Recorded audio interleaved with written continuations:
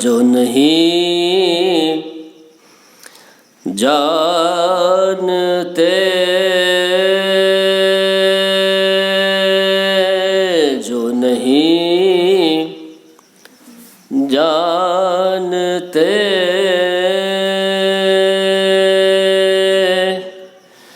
شبیر کا رتبہ کیا ہے، جو نہیں جانتے،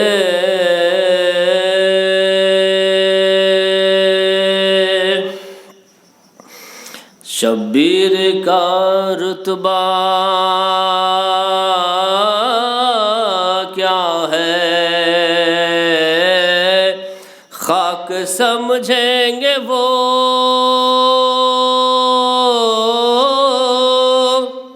خاک سمجھیں گے وہ، خاک سمجھیں گے وہ معبود کا سجدہ کیا ہے، خاک سمجھیں گے وہ معبود کا سجدہ کیا ہے، جو نہیں جانتے۔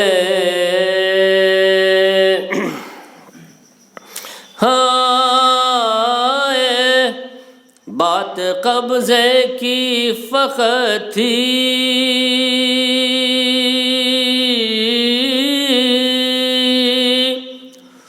بات قبضے کی فقط تھی، جو گئے ساحل تک،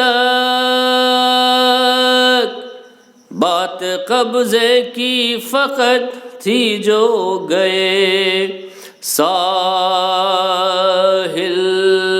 تک، چشم عباس میں، چشم عباس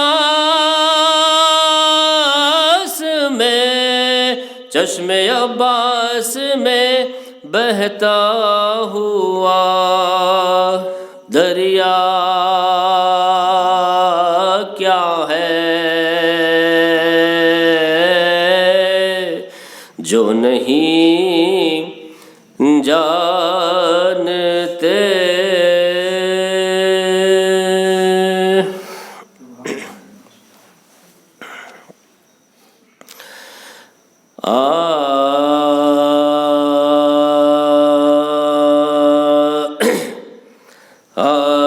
دیار شام میں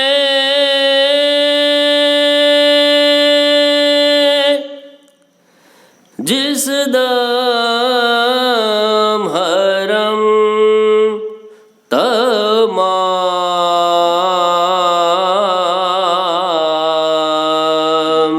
آئے،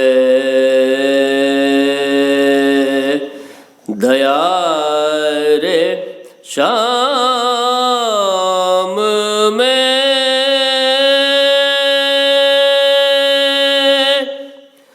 جس دم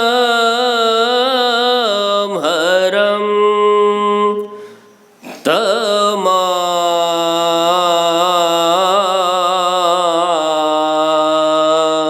آئے، مہار اونٹوں کی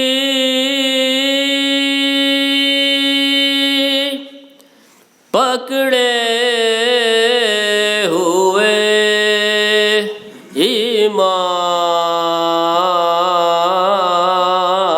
امام آئے، مہار اونٹوں کی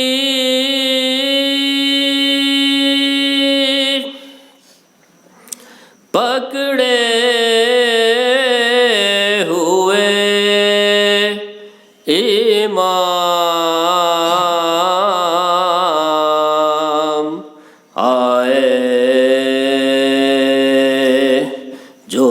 خاص بندے تھے وہ ہجوم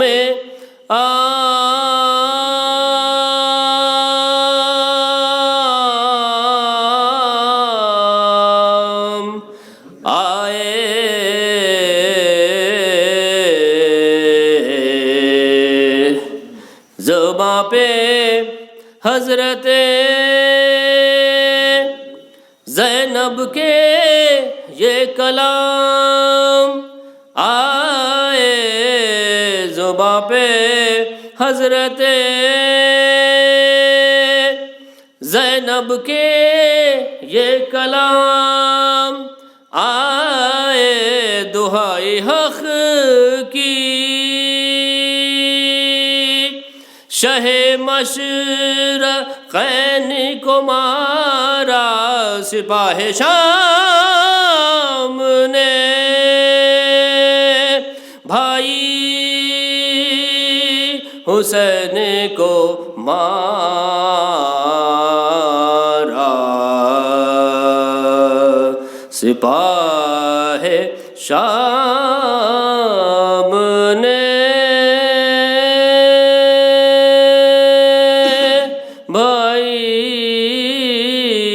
حسین کو مارا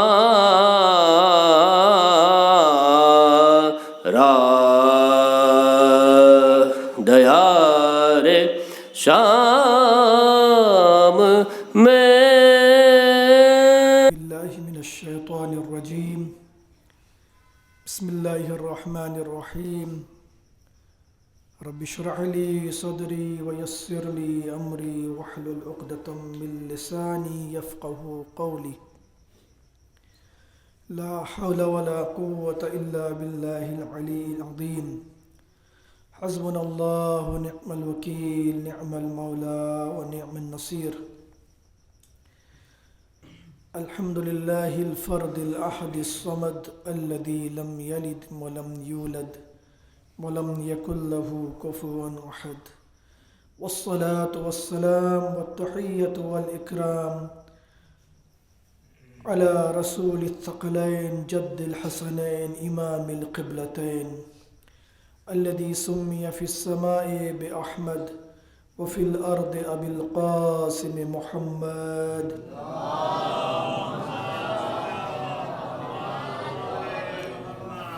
وآله الطيبين الطاهرين المعصومين المظلومين الغر الميامين الهداة المهديين الذين أذهب الله عنهم الرجس وطهرهم تطهيرا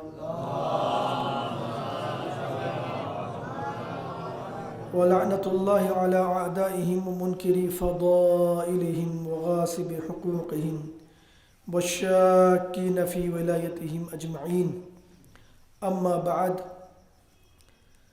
فقد قال الله الحكيم بسم الله الرحمن الرحيم إنما يريد الله ليذهب عنكم الرجس أهل البيت ويطهركم تطهيرا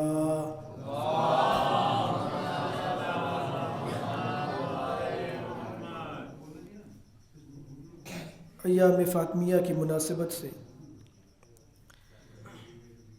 یہ مجلس جو ہو رہی ہے، چونکہ عورتوں کا بھی پروگرام یہاں پہ ہوتا ہے، اس وجہ سے تاخیر ہو گئی۔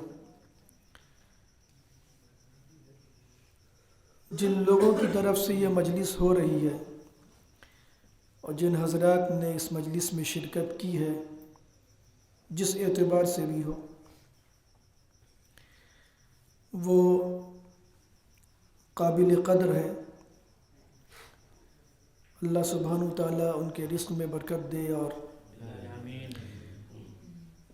ان کے خانوادے کو انہیں صحت و عافیت عطا کرے، اس لیے کہ اہل بیت کی راہ میں خرچ کیا ہوا ایک پیسہ، ایک روپیہ، وہ اللہ کی نگاہ میں بہت عظیم ہوا کرتا ہے۔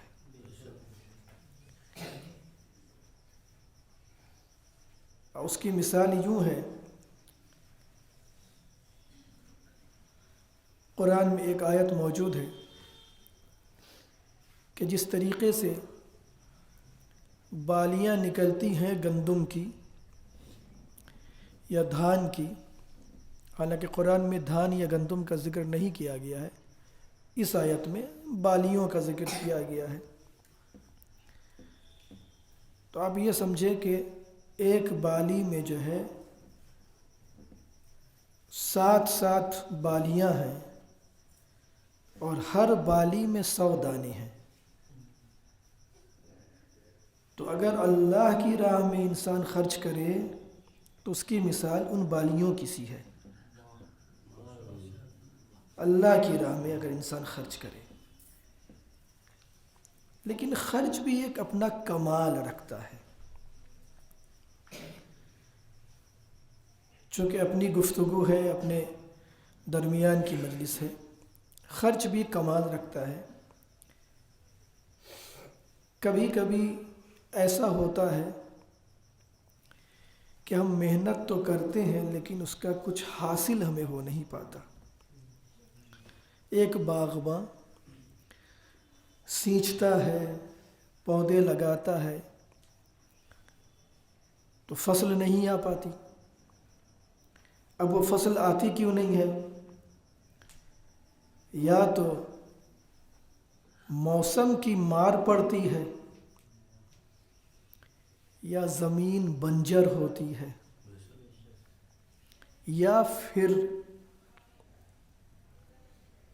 یہ کیٹانو وغیرہ کی بھرمار ہوتی ہے جس کی وجہ سے فصل نہیں آ پاتی، اور بیچارہ محنت کرتے کچھ حاصل نہیں ہوتا۔ لیکن اگر وہ اس میں محنت اور کرے، دوائیں چھڑکے، کچھ بھی کرے، لیکن کچھ نہ کچھ اسے حاصل ہو جاتا ہے۔ یہ زندگی گزارنے کے طریقے میں تو ہو جاتا ہے کہ محنت کریں، حاصل نہیں ہے، پھر بھی آپ کوشش کریں، دوا چھڑکیں، یہ کریں، کوئی کام کریں، کچھ نہ کچھ حاصل ہو جاتا ہے۔ لیکن عمل کے میدان میں یہ ذرا سا الٹا ہے۔ اگر انسان کی نیت پاک ہے تو پھر تھوڑا سا کام بڑا عظیم ہوتا ہے۔ تھوڑا سا کام بڑا عظیم ہوتا ہے۔ اور جیسے کہ میں نے یہ بالیوں کی مثال آپ کے سامنے پیش کی، اور نیت کی بہتری کے ساتھ ساتھ اگر وہ کام رضائے الہی کے لیے ہو تو وہ اور بھی زیادہ عظیم ہوتا ہے، اور بھی زیادہ عظیم ہوتا ہے۔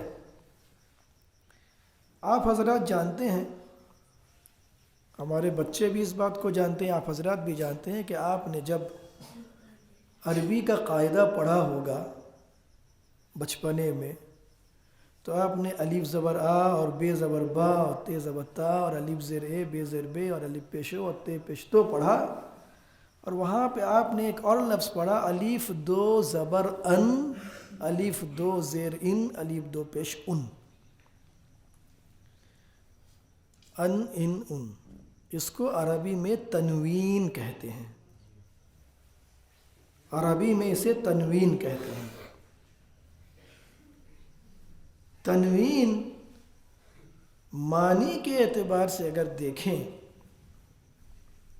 عربی زبان میں، تو اگر کسی لفظ کے اوپر تنوین آ جاتی ہے تو اس کے معنی بہت ہی کم کے ہوتے ہیں، تھوڑا سا مقدار اس کی کم ہوتی ہے، جس کی کوئی حیثیت ہی نہیں ہوتی۔ ٹھیک ہے نا، جس کی کوئی حیثیت نہیں ہوتی۔ آپ ایک بات بتائیں، جب گھر میں آٹا گوندھا جا رہا ہو اور اس میں جو نمک پڑتا ہے تو اس کی مقدار کتنی ہوتی ہے؟ اس آٹا جب گوندھا جاتا ہے اس کی مقدار معمولی سی، لیکن معمولی سی مقدار اس آٹے کے اندر جان پیدا کر دیتی ہے، اس آٹے کے اندر جان پیدا کر دیتی ہے۔ اسی طریقے سے آپ جب چائے بناتے ہیں تو مختصر سا نمک ڈالتے ہیں۔ بنگال میں کھان پان کا جو مزاج ہے، عام طور سے آپ نے دیکھا ہوگا کہ کچھ سالن بناتے وقت تھوڑی سی شکر ضرور ڈالی جاتی ہے، اور خاص کر کے ساگ وغیرہ جب بنایا جاتا ہے تو وہ مختصر سی شکر ہوتی ہے لیکن جان بہت زیادہ ڈال دیتی ہے۔ تنوین مختصر کے معنی میں ہے، بہت مختصر کے معنی میں، یعنی کم چیز، لیکن قرآن یہ کہہ رہا ہے وَرِضْوَانٌ مِّنَ اللَّهِ اکبر۔ اگر اللہ کی رضا تھوڑی سی بھی ہونا تو بہت بڑی ہوتی ہے۔ یہ قرآن کہہ رہا ہے بھائی، اللہ کی رضا اگر تھوڑی سی بالکل معمولی سی بھی ہو تو چونکہ وہ اللہ کی رضا ہے، اللہ کی رضا کے لیے کام ہوا ہے، تب وہاں پہ 200 روپیہ نہیں دیکھے جاتے ہیں، 100 روپیہ نہیں دیکھے جاتے، 50 نہیں دیکھے جاتے، چونکہ رضائے پروردگار میں اس نے 100 نکالا، 50 نکالا، جس کی جو حیثیت تھی رضا میں، تو اللہ کے نزدیک اتنی بڑی ہو جاتی ہے کہ اس کا حساب سوائے پروردگار کے آج کچھ کر نہیں سکتا۔ یہ مجلسیں جو ہو رہی ہیں جس میں لوگوں نے شرکت کی ہے، کر رہے ہیں، تو میں یہ بتا رہا تھا کہ کبھی محنت کرتے ہیں پھل نہیں ملتا، رضائے پروردگار کے ساتھ اگر محنت ہو تو پھل بے شمار ملتے ہیں، رضائے پروردگار کے ساتھ محنت ہو پھل بے شمار ملتے ہیں۔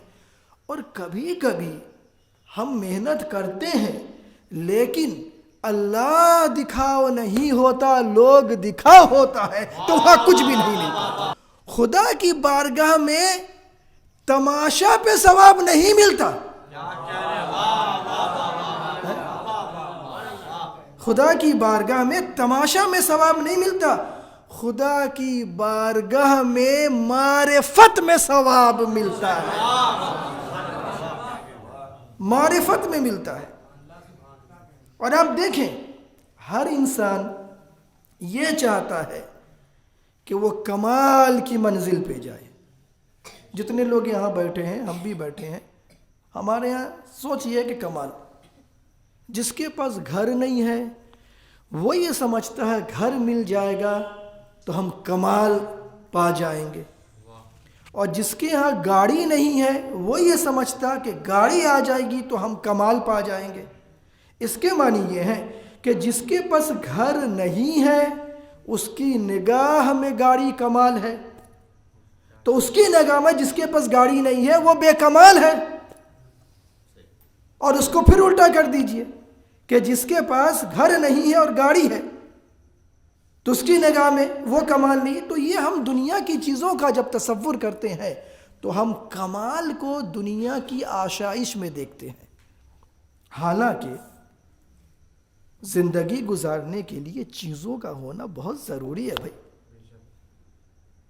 اور آپ کے پاس گاڑی ہو، آپ کے پاس گھر ہو، آپ کے پاس بینک بیلنس ہو، اسلام اسے برا نہیں کہتا، اسلام اسے برا نہیں کہتا، ہونا چاہیے، لیکن شرط یہ ہے کہ جو کچھ آ رہا ہے وہ کس راستے سے آ رہا ہے یہ دیکھنا ضروری ہے، وہ کس راستے سے آ رہا ہے یہ دیکھنا ضروری ہے۔ تو ہر انسان کمال چاہتا ہے زندگی گزارنے کے لیے، لیکن ایک کمال چاہیے آخرت کو بسانے کے لیے۔ آپ کسی غیر مسلم سے پوچھئے کہ بھیا یہ زندگی چند دن کی ہے، بھئی ہم اس سے پہلے ایک پنڈت کے گھر میں رہتے تھے، تو پنڈت کہتا تھا کہ مر جائیں گے یہاں سب کچھ چھوڑ کے چلے جائیں گے اور جنت میں چلے جائیں گے۔ دیکھیے کہتا ہے سب کچھ چھوڑ کے جنت میں چلے جائیں گے، یہاں تو سب کچھ رہ جائے گا۔ بات بالکل صحیح ہے بھائی، سب کچھ یہیں پہ دھرا کا دھرا رہ جائے گا. جائے گا کیا؟ جائے گا انسان کا عمل، جس عمل کو اس نے اچھے سے کیا ہے اور اللہ کی رضا کے لیے کیا ہے. اور قرآن یہ کہہ رہا ہے کہ وَرِضْوَانٌ مِّنَ اللَّهِ اکبر. اللہ کی رضا چھوٹی ہے نا، بہت بڑی ہے. آپ یہ بتائیں، جب ہماری چھوٹی سی رضا اللہ کی نگاہ میں اکبر، اچھا اکبر جو ہے عربی گرامر کے اعتبار سے اس میں تفضیل کا صیغہ ہے، یعنی جس کے اندر کمال اور فضل بہت زیادہ پایا جا رہا. جب اللہ کی رضا تھوڑی سی رضا بہت بڑی ہے، تو جسے اللہ کی کل رضا مل جائے،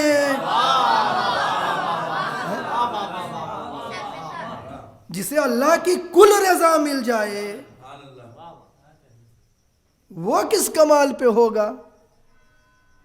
لہذا مولا جو بستر رسالت پہ سوئے اور پیغمبر نے یہ کہا کہ علی میرے بستر پہ سو جاؤ، تو آپ نے فرمایا کہ کیا میرے سونے سے آپ کی جان بچ جائے گی؟ کہ یقیناً. تو پھر علی کے لیے یہ فرق نہیں ہوا کہ تلواریں اس کے سامنے آ جائیں یا کفار چاروں طرف سے گھیر لیں، چونکہ رضائے رسول مقصود ہے، رضائے رسول مقصود ہے، تو اب علی کو رضائے مقصود کے علاوہ اور کسی چیز کی طلب نہیں ہے، رضائے رسول کے علاوہ اور کسی چیز کی طلب نہیں ہے. وَمِنَ النَّاسِ مَن يَشْرِي نَفْسَهُ ابْتِغَاءَ مَرْضَاتِ اللَّهِ وَاللَّهُ رَءُوفٌ بِالْعِبَادِ. تو وہاں پہ کل رضا جس کے پاس ہے تو ظاہر ہے پھر وہ کس کمال پہ ہوگا. آپ یہ دیکھیں، معرفت کا حاصل کرنا بہت ضروری ہے. آپ بتائیں، ایک بچہ جو اپنے باپ کے ساتھ بچپنے سے رہ کر بڑا ہو گیا اور خود بچہ والا ہو گیا،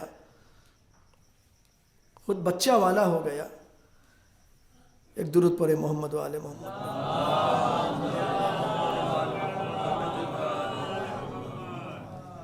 خود بچہ والا ہو گیا تو ظاہر ہے وہ اپنے باپ کو بہتر جانتا ہے، باپ کے کمالات کو جانتا ہے، باپ کے جو نقائص ہیں اسے جانتا ہے، ہر چیز کے بارے میں جانتا ہے.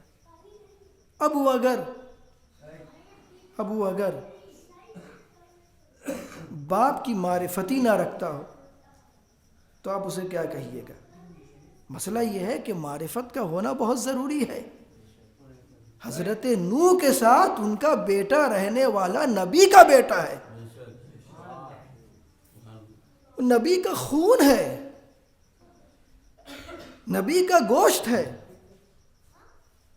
لیکن باپ یہ کہہ رہے ہیں کہ تم میرے ساتھ یا بنی ارکم معنا، میرے ساتھ کشتی پہ سوار ہو جاؤ، جو کشتی نجات ہمارے پاس موجود ہے. تو کیا کہہ رہا ہے کہ میں پہاڑ کی چوٹی پر پناہ لے لوں گا. عزیزو، بات یہ نہیں ہے کہ کوئی رسول کا بیٹا ہو یا کوئی رسول کا صحابی ہو، بات یہ ہے کہ معرفت کس حد تک ہے یہ دیکھنا ضروری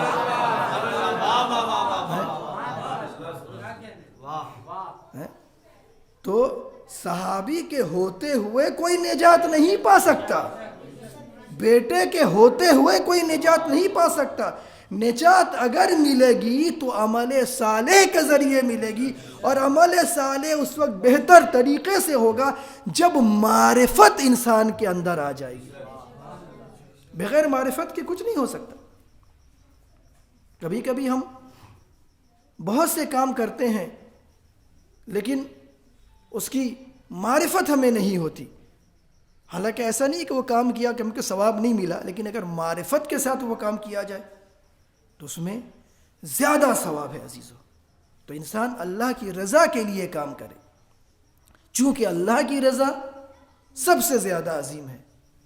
اب چاہے آپ کسی بھی اعتبار سے اس کام کو کریں، آپ مدرسہ میں، کسی بھی امام باڑے میں، کسی بھی جگہ انسان معرفت کے ساتھ اگر کام کرتا ہے اور اللہ کی رضا کے لیے کرتا ہے تو اللہ کہہ رہے وَرِضْوَانٌ مِّنَ اللَّهِ اکبر، مختصر سی رضا ہوتی ہے اللہ کی، لیکن نگاہ پروردگار میں وہ بہت بڑی ہوتی ہے۔ اور ظاہر ہے جب بندے کی مختصر سی رضا اتنی عظیم ہو تو ظاہر ہے جسے کل رضا مل گئی ہو، جسے کل رضا مل گئی ہو وہ کس قدر عظیم ہوگا۔ اور آپ دیکھیں کہ شب ہجرت میں محبوب کی رضا سب سے زیادہ عظیم ہے۔ حضرت امیر المومنین نے اپنی زندگی پہ فخر نہیں کیا۔ آپ یہ دیکھیں، اس بات کو سمجھیں، ہمیں اگر کسی ادارے کا ذمہ دار بنا دیا جائے، کسی آفس کا ذمہ دار بنا دیا جائے تو ظاہر ایک فخر کا مقام ہے، بھائی میں ہوں، میں مثلا مدرسے کا فلاں ہوں یا میں دفتر کا فلاں ہوں، یہ فخر انسان کے پاس ہے نا۔ آپ یہ بتائیے جو شخص ساقی کوثر ہو اسے کتنا فخر ہونا چاہیے، جو قسیم الجنت والنار ہو اسے کتنا فخر ہونا چاہیے، اسے کتنا فخر ہونا چاہیے۔ لیکن کبھی اس بات پہ حضرت نے فخر نہیں کیا۔ فخر اگر کیا تو ایک جگہ پہ کیا، اور آپ نے فرمایا انا عبد من عبید محمد۔ سب سے زیادہ فخر جو حضرت کو ہوا وہ اس بات پہ ہوا کہ میں محمد کے غلام میں سے ایک غلام ہوں۔ جب علی ابن ابی طالب نے اپنے کو محمد کا غلام کہا تو پھر محمد مصطفیٰ نے بھی انہیں زمانے کا ولی بنا دیا۔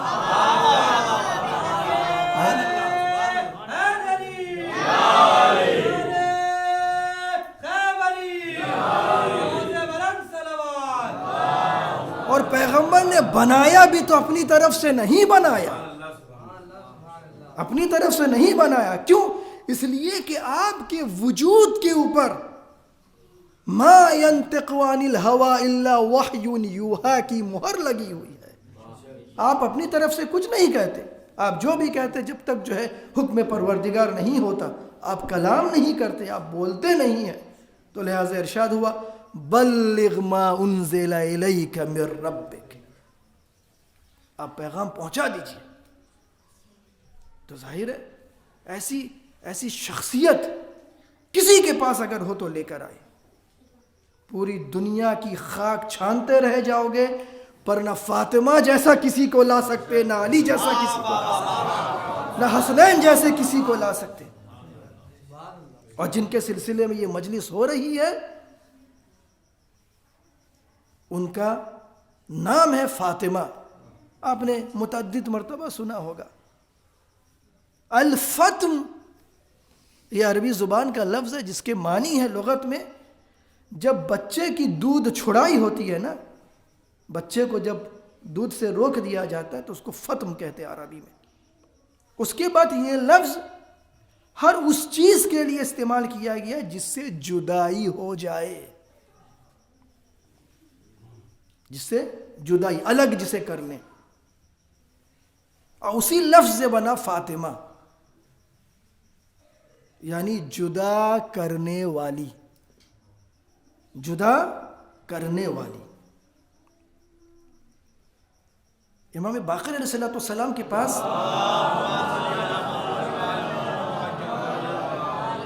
ایک صحابی آئے اور آ کے کہنے لگے حضرت آپ حضرت کے سلسلے میں ایک ایسی حدیث بتائیے جسے میں دوسروں کے پاس جا کے بتاؤں، اپنے چاہنے والوں کے پاس جا کے بتاؤں تو وہ بھی خوشی سے مثلا خوش ہو جائے۔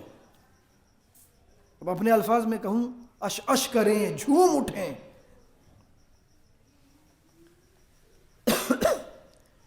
تو امام نے فرمایا، تھوڑا سا پانی اگر ہو تو دیکھ لو۔ امام نے فرمایا، ایک درود پڑھے محمد والے محمد پہ۔ یہ حدیث آپ سنیں، واقعا امام نے فرمایا کہ جب قیامت کا میدان ہوگا، حشر کا میدان ہوگا، اور تمام اس حشر میں سب لوگ ہوں گے، بلکہ اپنے لفظوں میں یہ کہوں کہ تمام حشر سامانیوں کے ساتھ جب حشر کا میدان برپا ہوگا،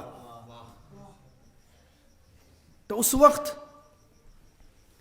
جتنے بھی انبیاء ہیں سب کے لیے نور کا منبر نصب کیا جائے گا، اور انبیاء اس پہ بیٹھیں گے۔ اور پھر امام فرماتے ہیں کہ یہ حدیث میں نے اپنے بابا سے سنی، میرے بابا نے اپنے بابا سے سنی، انہوں نے اپنے بابا، اور رسول اللہ تک پہنچے کہ پیغمبر نے یہ فرمایا تمام رسول کے لیے نور کا منبر نصب ہوگا، اور میرے لیے بھی نور کا منبر نصب کیا جائے گا، اور مجھ سے کہا جائے گا خطبہ پڑھیں۔ تو جب میں خطبہ پڑھوں گا تو آواز آئے گی قدرت کی کہ آپ نے ایسا خطبہ پڑھا، اب تک کسی نے ایسا خطبہ نہیں پڑھا۔ رسول سے کہا جائے گا۔ اس کے بعد فرماتے ہیں کہ تمام وصیوں کے لیے منبر نصب کیا جائے گا، یعنی پیغمبروں کے جو وصی رہے ہیں ان کے لیے منبر نور کا نصب کیا جائے گا۔ تو حضرت علی علیہ السلام کے لیے بھی ایک نور کا منبر نصب کیا جائے گا۔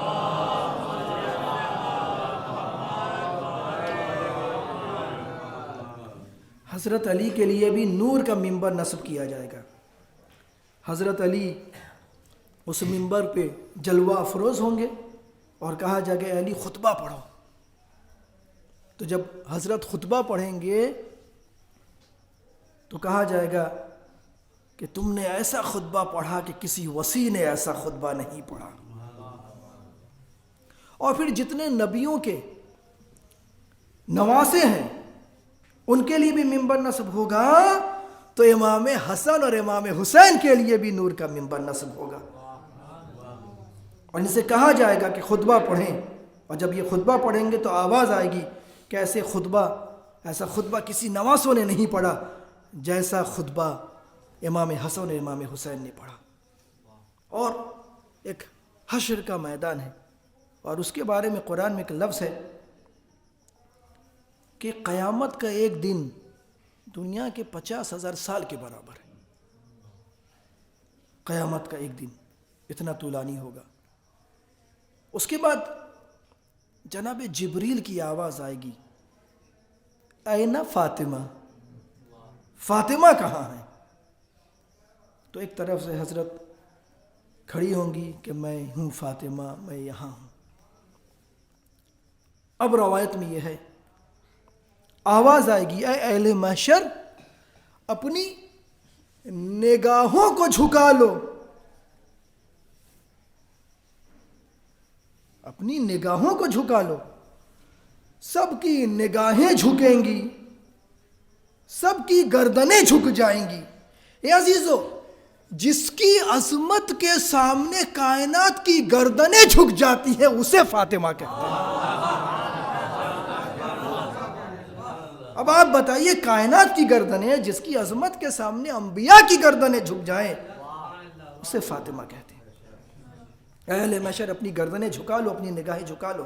جب سے نگاہیں جھکا لی جائیں گی تو جناب جبریل امین ایک ناقہ لے کر آئیں گے جو نور کا بنا ہوگا، اور اس کے اوپر جو کپڑا رہے گا وہ سبز ریشم کا ہوگا۔ اس کی مہار جو ہوگی وہ جنت کے موتی سے تیار کی ہوئی مہار ہوگی، اور حضرت صدیقہ کبریٰ اس ناقہ کے اوپر جلوہ افروز ہوں گی، اور 1,00,000 فرشتے داہنی طرف، 1,00,000 فرشتے بائیں طرف۔ یہ کون ہے؟ یہ کس کی بیٹی ہے؟ یہ کون سی شہزادی ہے؟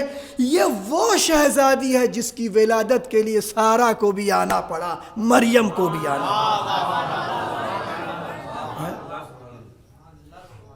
یہ وہ بی بی ہیں۔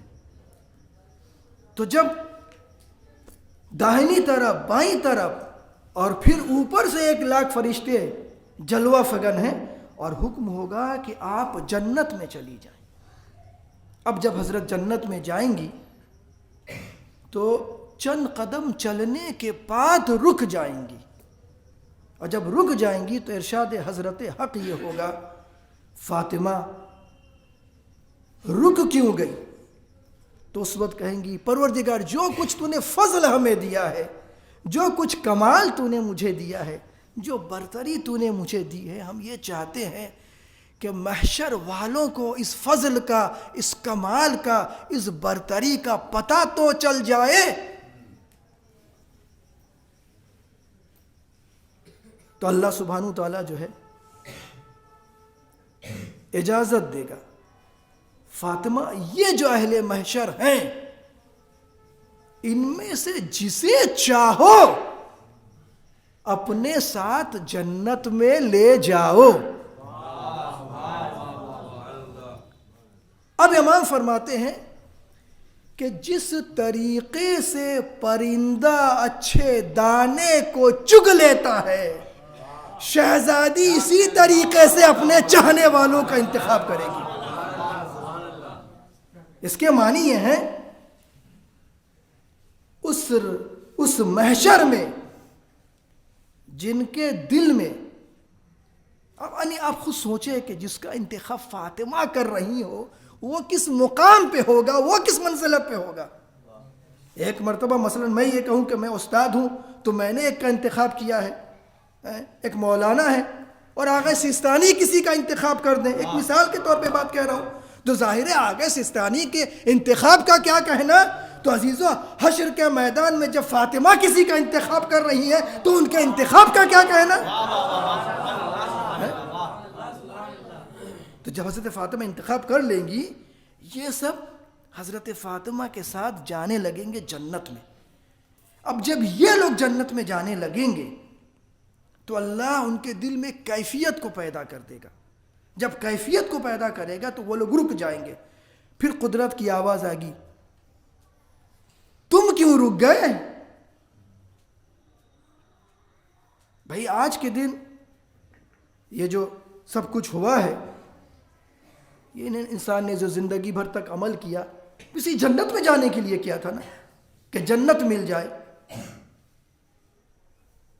عزیزو کچھ لوگ وہ ہیں جس جنت کو دیکھا نہیں ہے اسے پانے کے لیے عمل کرتے ہیں، اور کچھ لوگ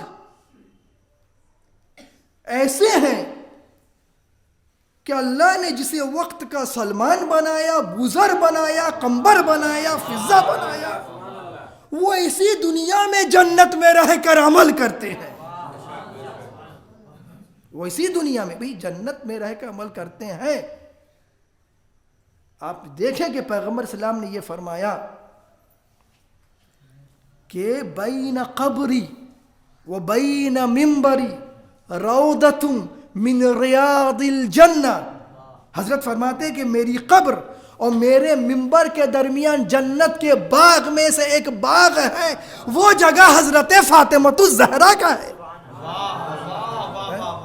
وہ جگہ حضرت فاطمۃ الزہرا کا ہے. فضہ تم اسی گھر میں پلی ہو، یعنی گویا کہ فضہ جنت میں پل رہی ہے. تو اب جب یہ لوگ جائیں گے بھئی جنت مل چکی ہے، ارشاد ہوگا جنت مل چکی، تم کیوں رک گئے؟ تو اب وہ کہیں گے پروردگار اب جو تو نے فضل مجھے اس وقت دیا ہے، جو برتری تو نے مجھے دی ہے، میں یہ چاہتا ہوں کہ اہل محشر کو یہ بتاؤں. تو اس وقت خطاب جو ہے وہ عجیب خطاب ہے. ارشاد ہوگا نگاہ دوڑاؤ، ان میں سے کسی نے بھی اگر فاطمہ کی محبت میں کسی کو پانی پلایا، فاطمہ کی محبت میں کسی کو لباس پہنایا، فاطمہ کی محبت میں کسی کو کھانا کھلایا، اپنے ساتھ اسے بھی جنت میں لے جاؤ. اللہ رے فضیلت فاطمہ جو ان کے نام پہ کھلا دے.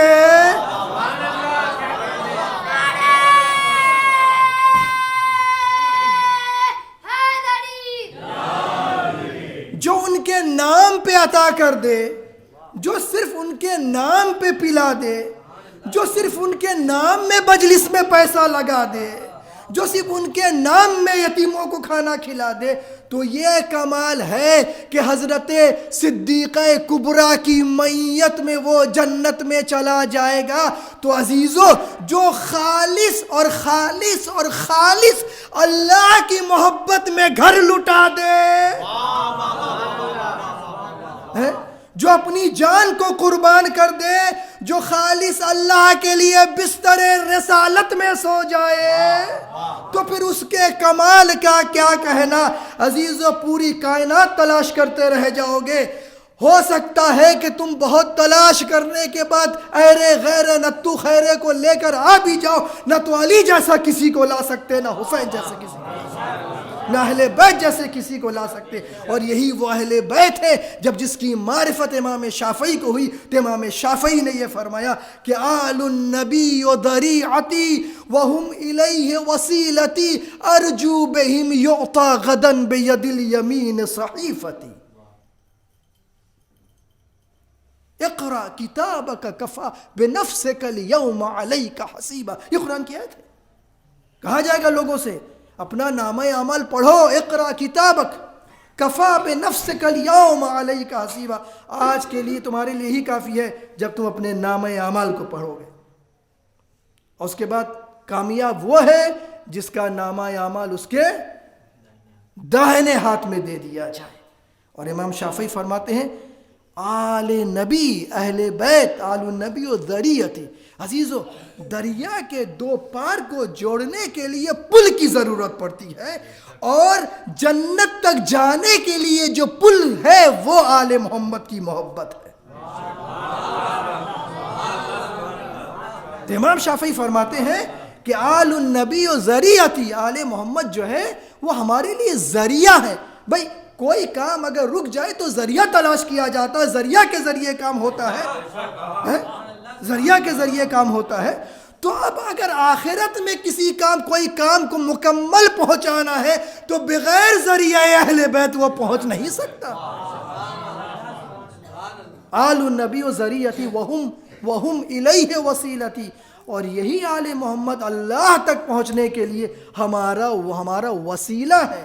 اور جب آل محمد ذریعہ ہے، وسیلہ ہے، تو ظاہر ہے جب ان سے ہم نے جوڑ لیا ہے اپنے رشتے کو، اپنے اس عقیدے کو، تو پھر ہم ان سے کچھ امید رکھتے ہیں۔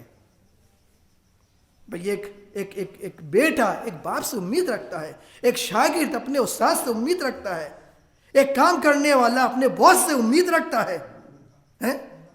تو ظاہر ہے اب جب اہل بیت سے ہم نے اپنے عقیدے کا رشتہ جوڑا تو وہاں ایک امید ہے۔ تو امام شافعی فرماتے ہیں کہ جب یہ رشتہ جڑ گیا تو ایک امید ہے۔ وہ امید کیا ہے؟ کہتے ہیں کہ ارجو بہم یعطا غدا بید الیمین صحیفتی، میں اہل بیت کی ذات سے یہ امید رکھتا ہوں کہ قیامت کے دن ہمارا نامہ عمل میرے داہنے ہاتھ میں دے دیا جائے۔ عزیزو، کون ایسا ہے کہ جو آپ دیکھیں جتنے پیغمبر کے صحابی ہیں سب ہوں گے بزرگ، بڑے بڑے صحابی، کسی نے بھی کسی کے لیے جنت کی ضمانت نہیں لی، کسی نے بھی کسی کے لیے جنت کی ضمانت نہیں لی، لیکن اہل بیت نے جنت کی ضمانت دی اپنے چاہنے والوں کے لیے۔ لیکن شرط ہے، شرط یہ ہے کہ آپ عمل کر کے آئیں، آپ عمل کر کے آئیں۔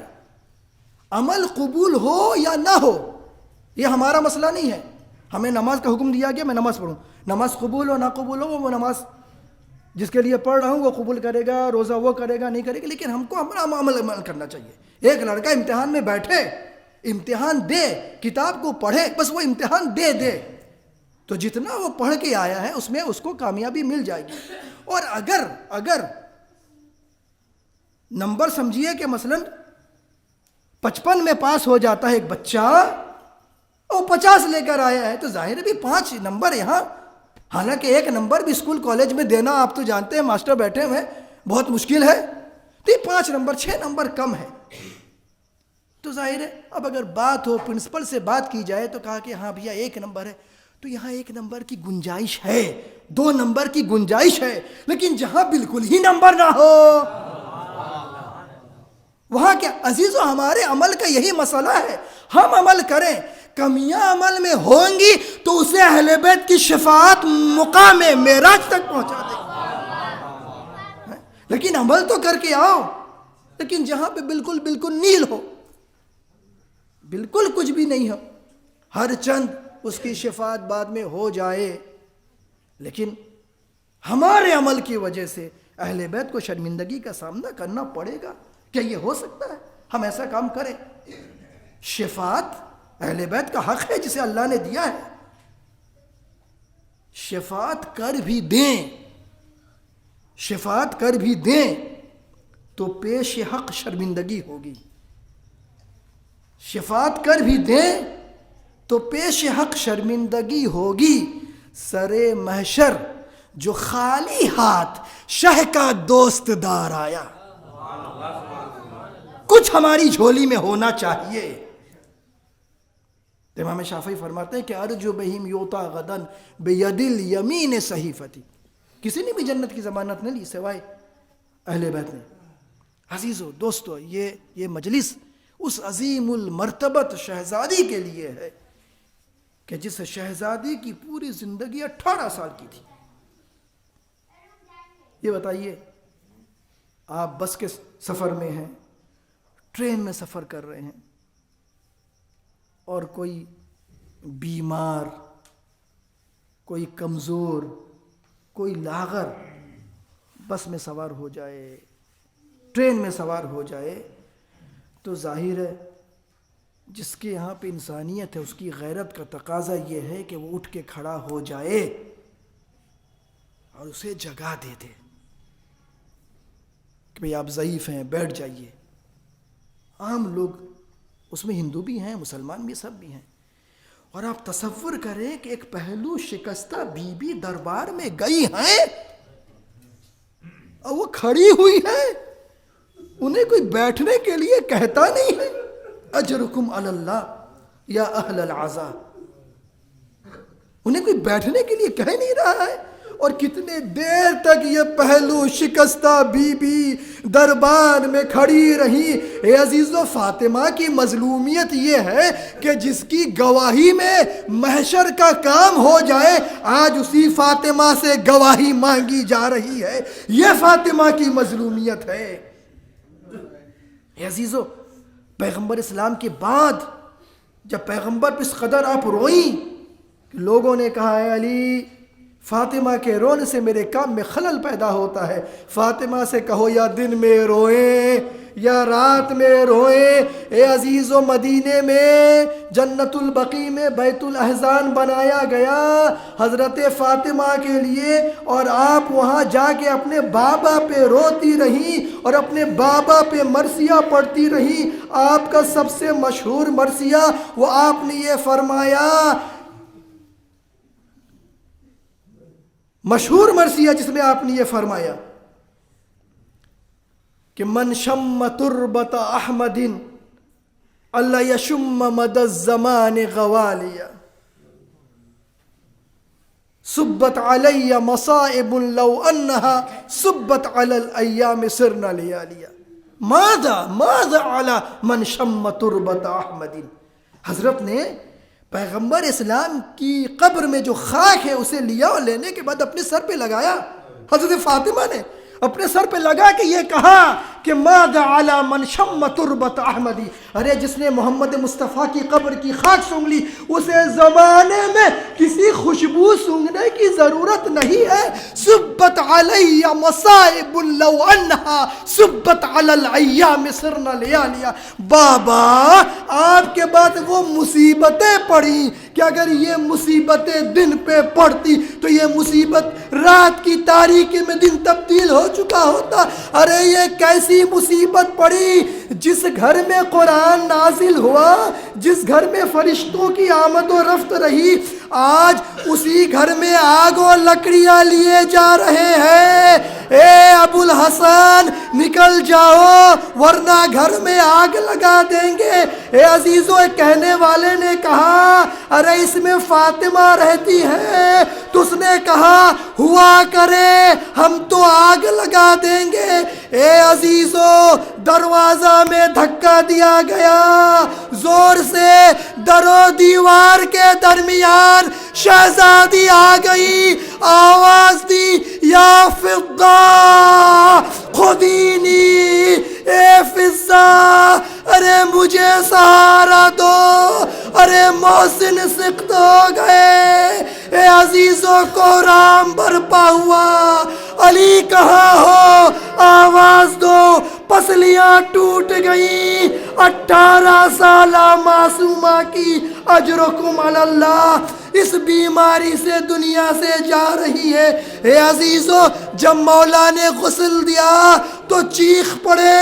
سلمان نے پوچھا اے علی کیوں چیخ پڑے؟ کہ اے سلمان، فاطمہ نے کس صبر کا مظاہرہ کیا، پسلیاں ٹوٹ گئیں لیکن کبھی ہم سے ذکر نہ کیا۔ اے عزیزو، بڑی غربت کے ساتھ، مظلومیت کے ساتھ معصومہ کا جنازہ اٹھا۔ آپ نے وصیت کی اے علی، رات کی تاریکی میں جنازہ اٹھانا، جنہوں نے مجھ پر ظلم کیے انہیں شرکت نہ کرنے دینا۔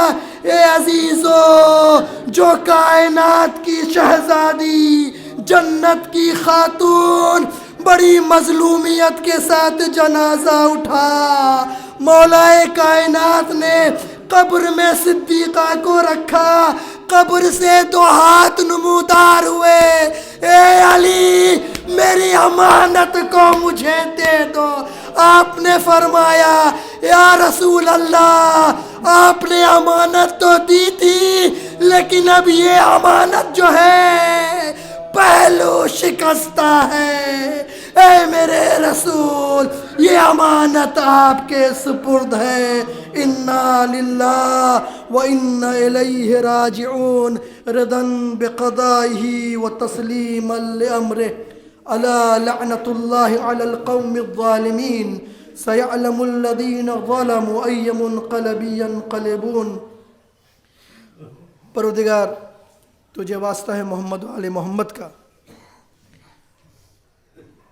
امام عصر کے ظہور میں تاجیل عطا فرمائے۔ یہ جو بیماری ہے، اس بیماری کو جلد از جلد پوری دنیا سے دور فرما۔ مجلس میں جن حضرات نے شرکت کی ہے، یہاں حاضر ہیں، جو دور سے سن رہے ہیں، ان سبوں کو اپنے حفظ و امان میں رکھ۔ جن کی طرف سے یہ مجلس برپا ہوئی ہے، ان لوگوں کو بہترین خیر عطا فرما۔ ہمارے امام کے ظہور میں تاجیل عطا فرما، بیماروں کو شفا عاجل و کامل عنایت فرما۔ ماتم حسین۔